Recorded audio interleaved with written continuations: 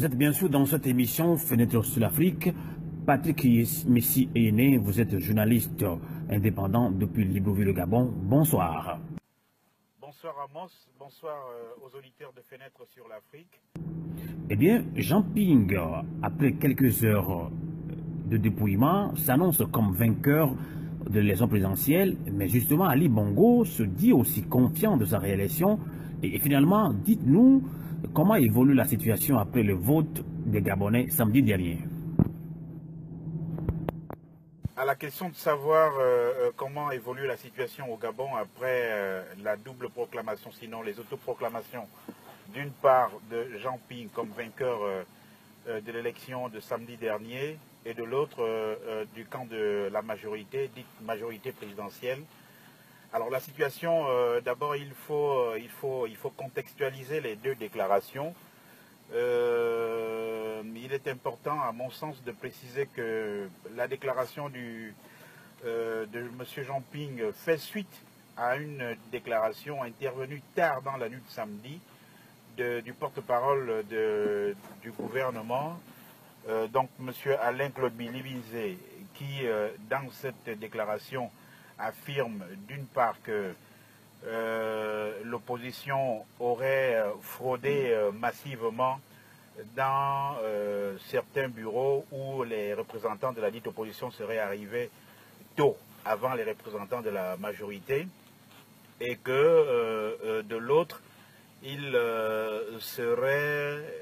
donnerait vainqueur possiblement en fonction des résultats qu'ils auraient en leur possession le candidat président sortant. Donc c'est à la suite de cela, en violation flagrante de la loi électorale au Gabon, qui veut qu'aucun résultat ne fuse si ce n'est avant la compilation totale par la Sénat, l'instance habilitée à proclamer les élections ici au Gabon. Et donc du coup, c'est comme une réponse du berger à la bergère à laquelle le président Jean Ping s'est vu obligé de s'adonner le jour suivant cette malheureuse déclaration. Donc du coup, la situation évolue de façon, elle va crescendo, très crispante ici au Gabon. Nous avons été à l'intérieur du pays, sommes arrivés à la capitale il y a quelques heures, mais le climat, il est morose, il est mort complètement. Tant l'inquiétude se lit sur les visages des Gabonais qui ne se reconnaissent pas en des déclarations de la majorité dite présidentielle qui, d'après les résultats issus des urnes, après les décomptes, village par village, département par département, savent qu'ils ont sanctionné avec la dernière énergie le régime qui nous dirige depuis 7 ans maintenant.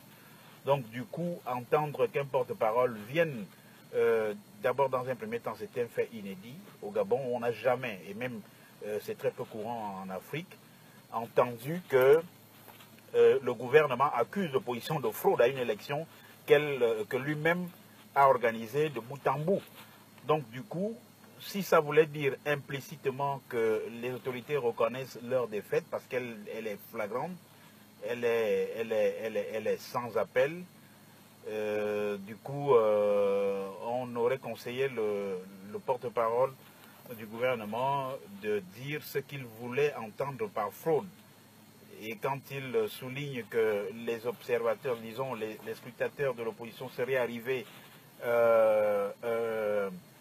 tôt, avant ceux de la majorité, c'est quand même étonnant. Étonnant parce que les présidents des bureaux de vote, ce sont eux qui ouvrent les bureaux de vote. Et les présidents des bureaux de vote sont désignés par les autorités en place et non pas par l'opposition. Donc il est absurde d'entendre une autorité de sa dimension dire que voilà, les représentants de l'opposition seraient arrivés dans les bureaux de vote les premiers, ce qui est tout à fait erroné.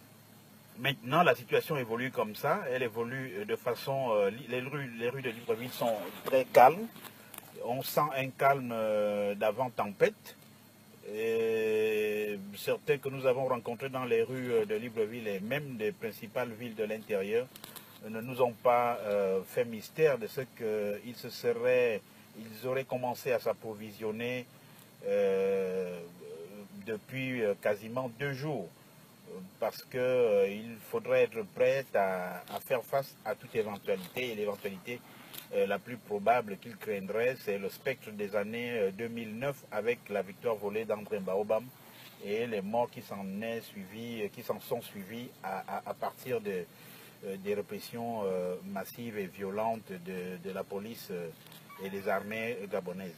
Voilà comment évolue la situation. Pour ceux qui n'ont pas encore fait de provisions, ils sont actuellement en train de prendre d'assaut les échoppes.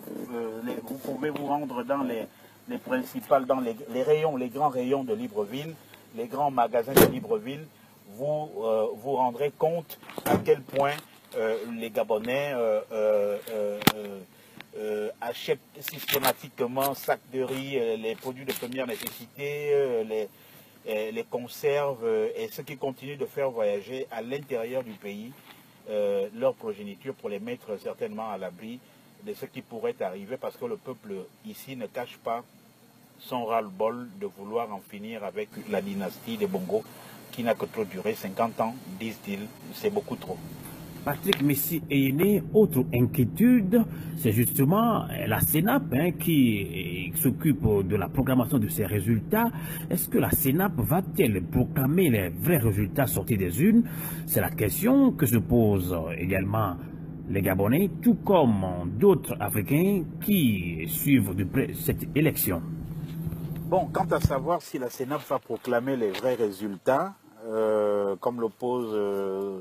comme se le demandent les Gabonais, ceux d'ici au Gabon sur place, tout comme la diaspora et les Africains et les peuples épris de liberté qui suivent attentivement ce qui va se passer à partir de demain. On ne saurait vous répondre avec exactitude, mais il est quand même à relever que cette CENAP n'inspire pas confiance aux Gabonais depuis quasiment les années 90, donc avec l'avènement du multipartisme au Gabon. Ça fait partie des institutions les plus décriées ici au Gabon qui n'arrivent pas à véritablement mettre sur les rails la démocratisation de ce pays. Ici, certains leaders l'ont même, au point que certains leaders l'ont surnommé la tour de Pise, puisque elle, comme la Cour constitutionnelle, ne penche que d'un même côté, à savoir le côté du pouvoir. Et donc, du coup, leur décision étant entachée de trop d'irrégularités, de trop de fantaisie et de trop de fanatisme à l'égard du pouvoir en place, les Gabonais ont en tête justement le spectre de 1993 et celui d'il y a encore 7 ans avec la victoire maquillée d'André Baobam aux urnes. Donc du coup, lorsque vous voyez que c'est cette CENAP qui avait